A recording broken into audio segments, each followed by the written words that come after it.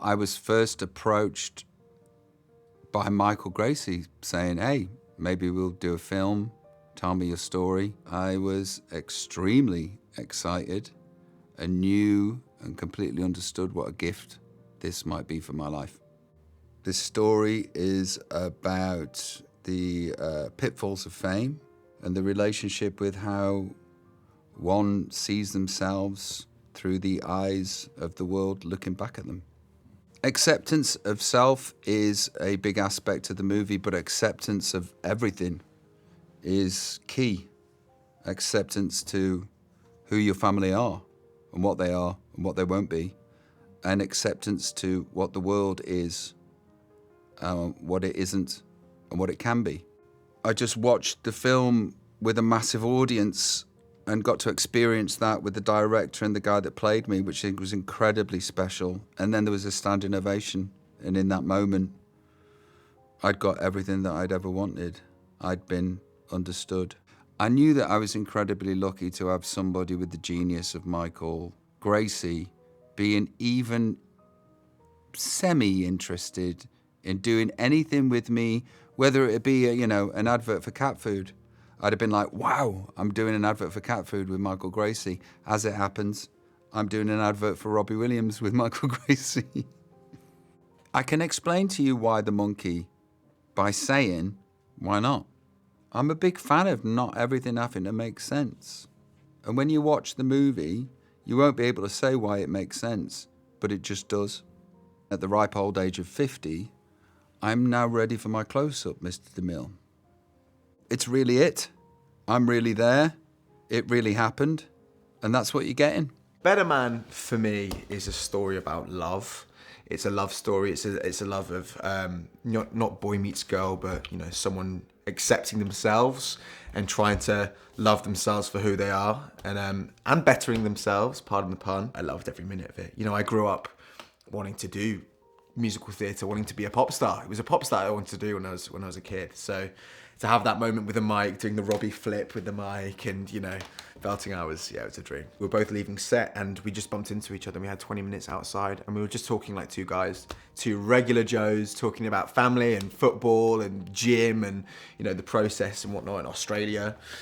And it was a side to him that I hadn't seen because I was never within that circle. And it was a really useful 20 minutes for me because I got to see this more intimate, this more considered person that isn't always on. And it showed to me that when he goes on stage, he comes alive. People, when I was telling them that I'd got this role, the first thing that they just prick up at is Michael Gracey, director of Greatest Showman. And he's such a collaborator. The scenes that we've done so far, he has his vision. He knows exactly what he's got a layout, he's got a plan, he's got almost a blueprint for all the scenes. But he's more than willing for you to riff and to play. And if I have an impulse, he's the first person to be like, follow it, let's see where it goes. And we've had some really magical moments from that. But to have someone who cares so much about a project only makes you and everyone else want to care about it more as well. I think the audience is really going to enjoy a performance in this. We're going to see a much more fragile side to Alison that we haven't seen in a long, long time. We know for Gavin Stacey for a big comedy role, whereas this is much more delicate. It's much more about the heart, I think, and I think it's going to really blow people away what she's doing. It shows how big a thing this movie is because Steve's been working for 30, 40 years and he said he's never done anything like this, and so it was kind of refreshing and really comforting for me to hear someone with his esteem, someone with his experience to say how I was feeling. And we've had some great moments together. He breaks your heart and pisses you off at the same time with his character. He's found such variation within that role that he's kind of the guy that you love to hate to love. You're still rooting for, even though he's made some terrible decisions, and that can only be a credit to the layers that he's found within his performance. I was doing some scenes with Kate, and I went over to watch the panel afterwards just to watch her close up, and she just brings such human emotion to her scenes. Nothing looks performed, nothing looks put on.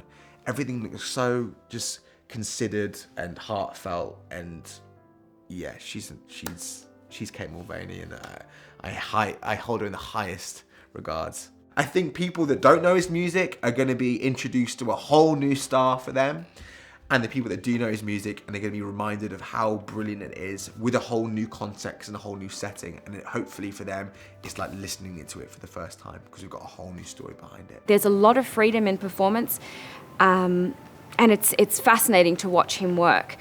And also, he's just the most generous person, and not just in his energy towards people, but even from when I first met him on a call. He was really generous with the materials he showed me. I didn't have the job, so I wasn't really entitled to that. But he has this thing of really bringing everyone into the world so that we all know what movie we're making. And it makes everyone just as passionate as he is, and you don't want to let him down. And the way he treats people, whether they are a producer to an extra to a caterer, it's kindness and generosity, and he really brings people in to be like, look what we're making. There's so many interviews out there of her. There's a couple of documentaries that she took part in for the BBC, and then also I managed to get my hands on a book that she wrote with her sister in 2002 called Together. And through that I was able to get her experience in her words. So through that I was able to really explore her and try to find the real Nicole to then integrate into the story that we were telling. Nicole sees Robbie, or Rob. She doesn't see Robbie Williams. She meets him and she meets Rob. And because they feel like kindred spirits and these sort of outsiders in the crazy rock and roll world that he's been really swept up in, but she really tried to remain grounded and family focused and personally focused. And I really wanted to instill that in her, that when they were together, even if they were on a red carpet or they were on this amazing yacht, it was always really focused on them, because she saw him as a person and she didn't see him as a rock star. Jono is an absolute legend. The second he walked in, I was a part of his audition experience, and he manages to capture the cheekiness and the self-deprecating humor and also the real darkness of Robbie. And in Nicole and Rob's story, there is such a journey there. And I have never felt safer with an actor. I hope that people, when they leave the cinema, feel for Rob. I think that the great thing about him is that he is the everyman, and he's not this heightened being that we can't connect with. His cautionary tale and his imposter syndrome and his striving for something that was not handed to him, I think is something that we can all really resonate with. And seeing it being done on this crazy scale and this real rock and roll energy to it with a real emotional truth, I hope that people walk away learning more about Rob, more about his music, and I hope they feel a little bit more connected to him, because, yeah, he's just one of us, right? There are some real universal themes, you know. Like The Greatest Showman, it's following your dreams. It's also like, you know, being able to look at yourself in the mirror and love what you see. You know, being able to accept the person you are. And so in that way, there were some real parallels. And I also love the power of, you know, those sort of stories where Elton John, Freddie Mercury, they're musical geniuses. Rob was a kid from Stoke-on-Trent who is not a musical genius, but he has whatever that is. And that took him from Stoke-on-Trent to the entire world. In a lot of musical biopics, people won't really show you the dark side. They won't show you the hurt, the pain, the struggles, the fights. And Rob has been unbelievably generous in saying, this is me, this is who I am, the good with the bad. And I think that makes for a really powerful story, because you don't feel like you're getting the watered down version of this narrative. There's a real energy to the film because you're watching someone have this extraordinary rise to fame. And it's not just once, but it's twice. It's with Take That initially, then he sort of hits rock bottom after he leaves Take That. And despite everything that everyone told him, he did it again. And in a way, he did it even more. As a solo artist, he was even bigger. And so to watch someone shoot for the stars twice is incredibly exhilarating. It's exhilarating storytelling, it's exhilarating visually.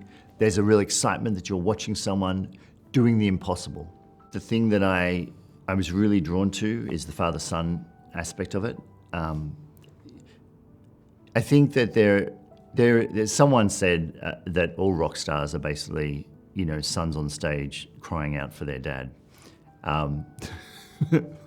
But I think that in Rob's case, it's such a unique thing to have a father who idolizes Frank Sinatra, Dean Martin, Sammy Davis Jr., who his excitement, his passion for that is 100% passed on to Robbie. And there's something really, beautiful in terms of narratively about a father who doesn't get to realize his dream, but his son does. And in Rob realizing his dream, he gets to allow his father to stand on stage in front of 80,000 people and perform. Working with Rob's incredible. I think that you make the mistake of not quite understanding how unique Robbie is. And the more I worked with him and the more that we would try and nail certain performances of his and find that combination of wit and charisma and showmanship, the more admiration I have for him as a human, as a performer. You really understand that the ingredients that is the makeup that is Robbie Williams is really special. Jono gave this film his all. His commitment to portraying Robbie in a truthful, in a exciting, in a energized way was so impressive, and it blew me away. I was so impressed with the deep study he did of what makes Robbie Robbie, but also the relentless nature of take after take after take after take. He would just give it 150%. One of the joys we got was shooting the concerts for real. So there is something about being in a room with all of those people having a shared experience of watching Rob in concert, which is why this film works at the cinema, because it is a shared experience. You want to go along, you want to see those spectacles up on the big screen, you want to see that emotion, that roller coaster, and you want it to be a shared experience. With this story, we have incredible music, we have an incredible narrative in Rob, and we have technology that is only just able to pull off what we want to do. And so it's a moment in time that all those things came together, and that's what makes this so special. Essentially, this film is the rise, the fall, and the resurrection of Robbie Williams. Rob is such a unique guy. He is so flawed and so silly, and his music's good, but he is just so fallible that that sort of was the best bit of it. He's both funny and actually emotional and honest. And honest in the press, and has been very honest with Michael and with us, and pretty courageous actually to say, go for it. And it's not at all watered down. Everyone knows Rob as the sort of guy you'd meet down the pub. He's really casual, funny. Feels like he doesn't really care that much. But you don't get to where the level of success he's had for sort of really not caring. And what is that drive? We are either trying to achieve or trying to impress or trying to get ahead or get noticed or get loved, whether it be with the pursuit of fame or whatever it is that you're into. That's a human thing that we all sort of struggle with, I think, or a lot of us. It's something that you don't need to be famous to sit in the auditorium of this film and recognise that what Rob goes through is very similar to what we're all struggling with. It's just amazing, his ability to understand where he's at and what he's lived through, what he's come out the other side of, and what he's actually still experiencing and still struggling with. He's so open like that, which is so handy when you're writing about someone.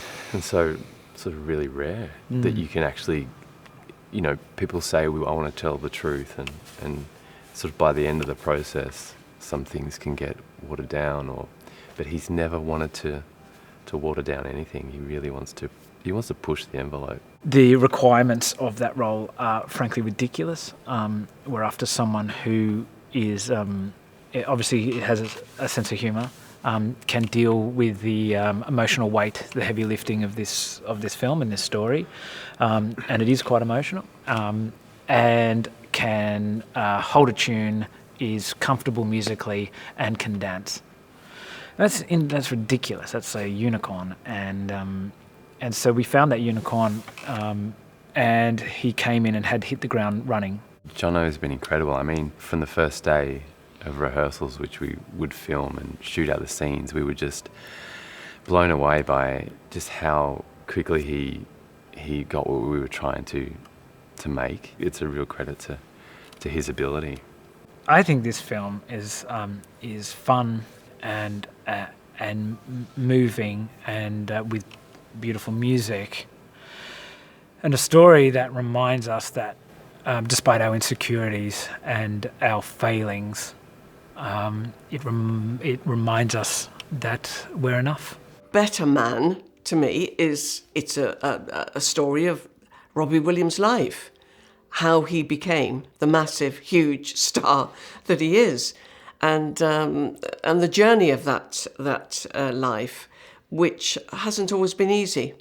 I'm playing a character called Betty, who is Robbie's nan, and from everything that we learn about Robbie and his nan, they were very close. She loved him so much, and I think she was the person he always went to for a cuddle, for a chat. She was always there. She was reliable. You know, he had moments in his childhood when things were a bit wobbly, and Nan was always there for him, and she loved him dearly. There's a lovely scene where Nan gives him his bath, and there's lots of bubbles and everything, and she's always playing games with him, and it's fun. And there's one point when he just stops and puts his head down and says, "I'm nothing. I'm a nobody." And she gets so upset about that, and she puts him straight, and she says, "There's no such thing as a nobody. You're not a nobody." And she gives him courage to actually face the future and carry on, and that you know, he mustn't sort of think of himself as a nobody. And that's very important, particularly when you're 9, 10 years old and you start to have those thoughts, because it can affect your whole life if nobody steps in and helps you. So it's good that Nan is there, you know, as his backup. And I think that's what she always was. He was an absolute joy to talk to. And I just knew, I thought, I can work with this man. I would love to work with this man. He's my kind of director. He showed me various clips, various drawings that he'd done, clips that he'd already made as a sort of, you know, test out, and, you know, have a look at this, and I was just so stunned by every single thing he showed me. And by the time we came to the end of the conversation, I thought, I want to do this, whatever it is, I'm going to do it. And then as soon as we finished that, I got the script and I read it, and I thought, yeah, I gave it 2 thumbs straight away. Everybody knows Robbie Williams. He's a huge star. They know he was in Take That when he was a kid, and he's grown up to be this massive star. But not everybody knows the pain that he's been through. You know, one sees stuff in newspapers and all that, but it doesn't give you the real truth of the matter. And I think this film will give you the truth, and how he's come through, and how he's beaten the devil, and he's won, and he's back, and he's, you know, Robbie Williams again, performing and loving it. Better Man's a musical biopic about a boy who has an ordinary childhood in Stoke in the UK, and he went on to have an extraordinary life, and his name's Robbie Williams. and the story's told in an extraordinary way that makes you reevaluate everything you think you know about him. So it's fun, it's funny, it's very dramatic as well. So it's something for everybody, and a lot of great songs in the mix too. So I play Peter, who's Robbie's father. And I think Robbie got a lot of his love of performing from his dad. He talks about that a lot. And Peter's really someone who just loves performing. He loves entertaining. He loves having a crowd. And from what I understand, it doesn't matter if it's one person or a room full of people, he will be entertaining everybody the whole time. And like I say, that's been a huge influence on Robbie. Well, I firmly believe that any drama needs comedy in it, and any comedy needs drama in it. So you just really have to look at each scene and think, well, life is funny one minute and dramatic and sad the next, and you've got to have all of that going on within your performance. So, but like I said, if you're anchored by a great script, which we are with this project, you don't have to worry as an actor. You know, half your job has been done for you. Well, Michael, who, like I say, I met for the first time on Zoom. From the very first time we started talking to each other, I warmed to him. He's very open, very funny. And what I've loved about working with him, he's so collaborative. He's not got an ego. He'll listen to everybody's ideas. He's got a very strong vision of what he wants. But the rehearsal process we had was really invaluable. And yeah, Michael's just been a joy to work with and full of grace. What better name can you have? John O'Davies, who's playing Robbie, is what we call a triple threat. He's an amazing actor, singer, and dancer. He has thrown himself into this from the get-go. He's bringing Robbie to life in an amazing way. And I'm not even thinking at all about the motion capture at the moment. It's just like doing a scene with a great actor. The movie is not an anodyne, sugar-coated portrayal of his life. And credit to him for saying to the writers, this is my story, do tell it. He's not, I believe he hasn't given any direction, I don't want you to mention this, or let's not go into that area. It's access all areas, Robbie Williams. Janet is sort of the voice of, I guess, authenticity and realness in a world of kind of wild hopes and dreams and ambition and drive and entertainment. She's the voice of reason amongst all of that. She has to watch her beloved son go from, jumping on the couch as a child, singing into a pretend microphone, to becoming Robbie Williams. And the real Janet Williams, she had to watch this happen. So my job is to encapsulate that as best I can, and to get her authenticity as best I can. You can't sugarcoat anyone's life story, because all of us do bad shit and have bad shit happen to us, and Rob's no exception to that. And I think it's the glory of the warts and all sort of exploration of an entertainer's life in particular is really, really fascinating, especially this entertainer who's so honest with his audience, and that's not going to stop just because it's on film now. I love the fact that we've all got a cheeky monkey inside of us. We really do. We all have that part of us that is a little chimp, the good kind and the bad kind. And I just think it's a beautiful, of all the animals they could have picked, it's the best representation of who we all could be. But definitely Robbie Williams. He knows it's going to look spectacular because he's Michael Gracey and he makes everything look spectacular. But he's also so comfortable for you to bring your own ideas, bring your own take, bring your own instincts. He encourages that. He can give you a direction in less than 5 words. That's the most incredible gift about Michael Gracey. He'll just come in and go, more of that, please. Or I loved that bit. And he's gentle and simple, and yet he creates these masterful worlds. He was so generous, and he was genuinely curious about every single person on that set, from where they came from, to their life story, to concerts that they'd seen, music that they'd liked. I love that. He didn't walk in and go, I'm Robbie Williams and this is my film. He walked in and said, who's my team? Or whose team am I on? And let's all do this together. which is a really rare gift. I think audiences will take away hope. They will know that no ambition is too big, that they'll also, I think, want to kind of go and give their mum a hug, go and give their gran a hug, and really sit in the glow of a well-told story. And they might just go and listen to some more Robbie Williams as well. I know I did. Ever since I've kind of known Michael, I just always knew there was a unique way of telling stories. He had a kind of an edge and a musicality about him, but also an idealism. So in tackling a story like Rob's, you knew that it was going to have all the grit and the reality and these amazing musical numbers, yet there was always going to be a lot of heart to it. It's an unbelievable true story behind the scenes of a rock star that we think we know, but you don't really.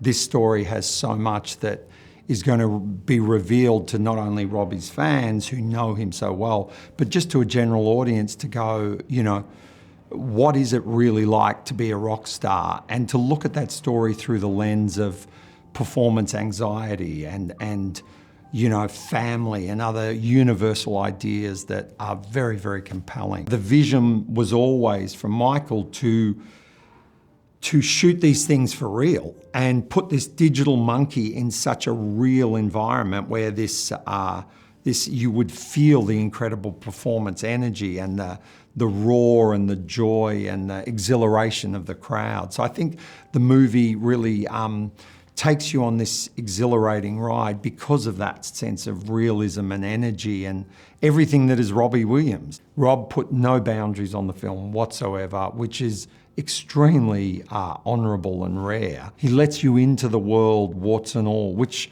truthfully, that's what we want to see as an audience. We don't want the contrived story. We want the truth beyond the cliche. Jono has just given us a performance, the breadth of Rob, the energy of Rob, the charisma of Rob, the singing ability of Rob, the dancing ability. He's just given us this amazing breadth of performance that I think will be extremely memorable.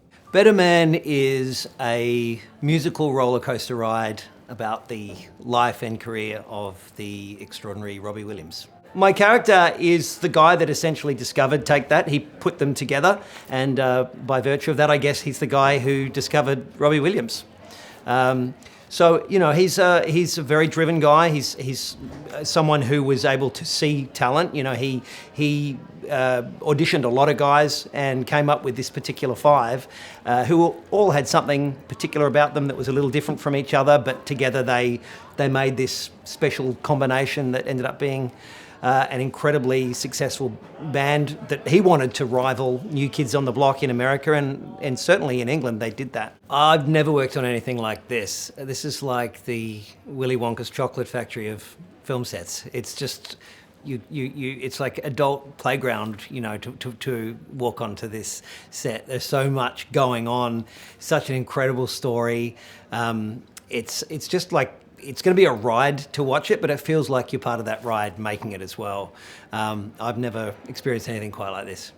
They somehow managed to find the perfect person to play Robbie Williams, and that's no easy feat.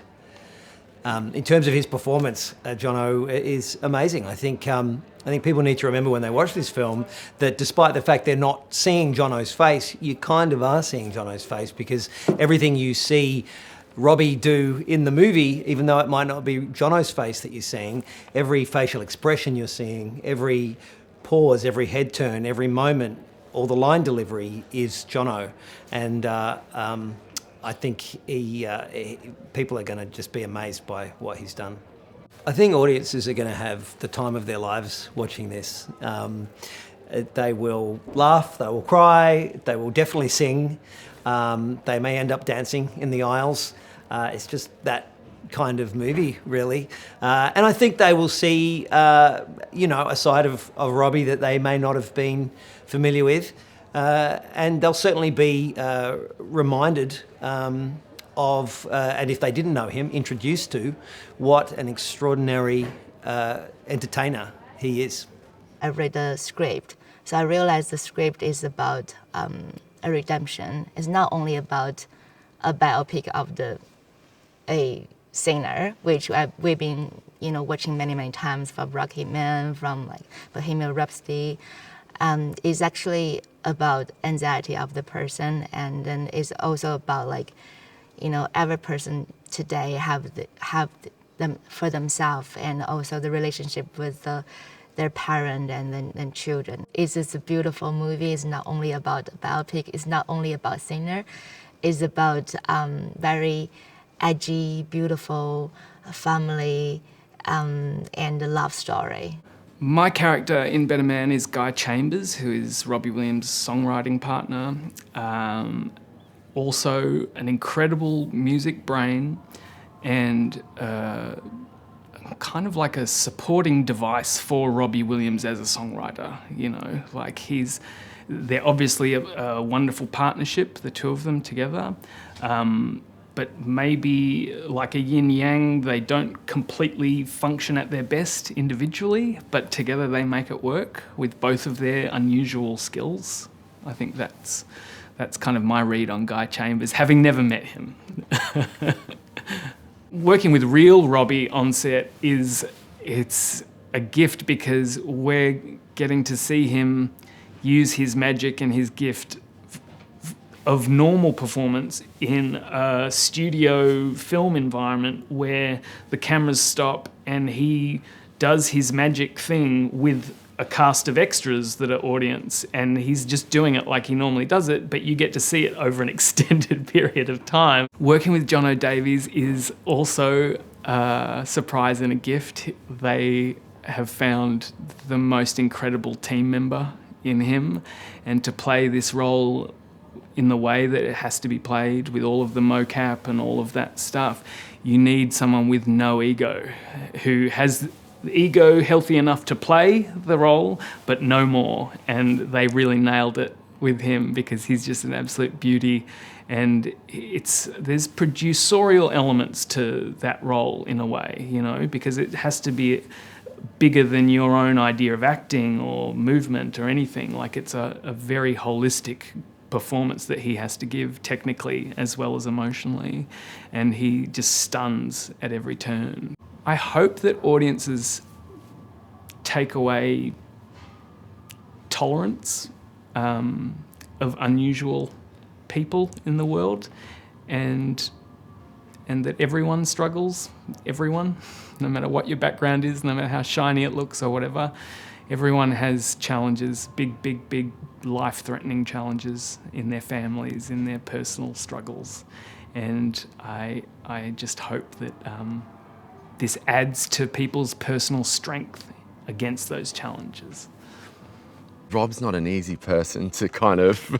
You can't pinpoint Rob. And you can't teach that. You've either got that or you don't. And I think Rob's always said that. But Jono has got that, because it's charismatic, it's performance. So Jono's really gone deep into that, and he's kind of really taken on board a lot of what we've kind of asked him to do. I feel like he was pre-made with just a little gene of Rob anyway.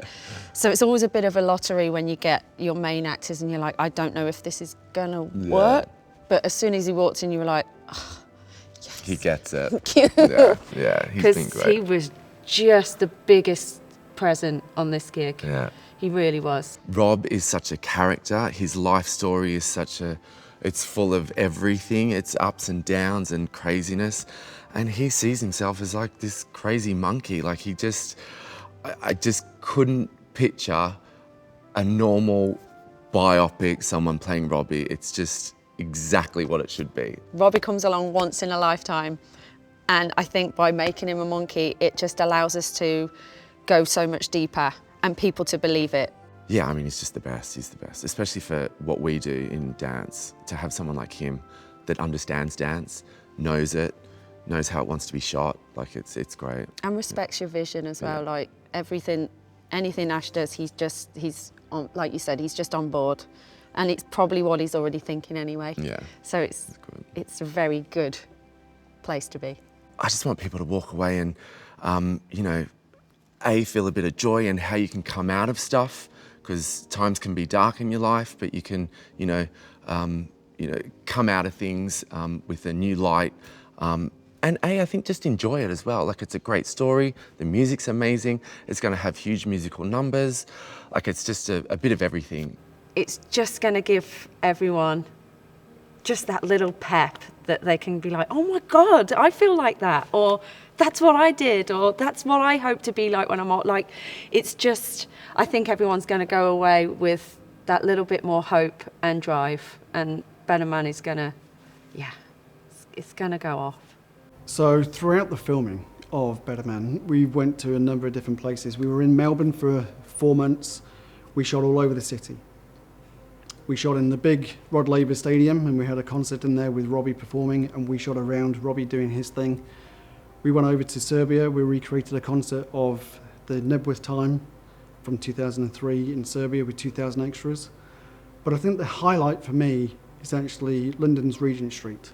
Closing down Regent Street for 4 nights in a row, having total control over what was going on, 500 dancers, putting it all together so it's a seamless one shot from the beginning of the street to the end of the street that ties into 2 different locations in Melbourne for the interiors of different stores.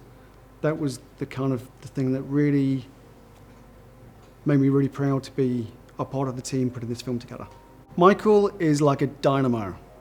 He's got so much passion, energy, patience, but overall, his vision for the entire film is something that you can really get behind.